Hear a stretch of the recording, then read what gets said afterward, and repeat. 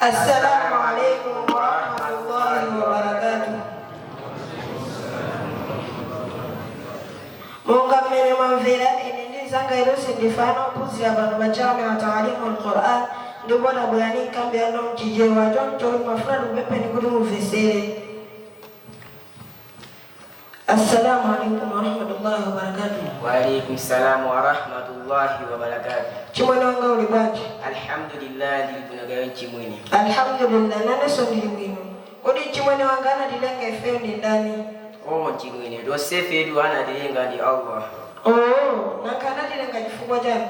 Nchimwene anatilenga kuti tizimupangira ibada. Chimwene wanga wati ibada ndi ibada ndi chani?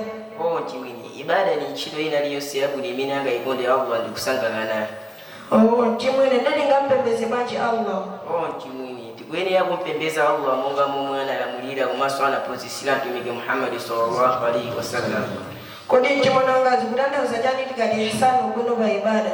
Nchimwene kumeneko ndikuziyandikitsa chifupi ndi Allah pa mapemphero modekha ndi kukhazikika kokwanira. Chimwene wanga ndili ndi funso lomaliza. Kodi ndondomeko zimene semanga zingapangitse ntchito zathu kuti zilandire kwa Allah ndi zitino?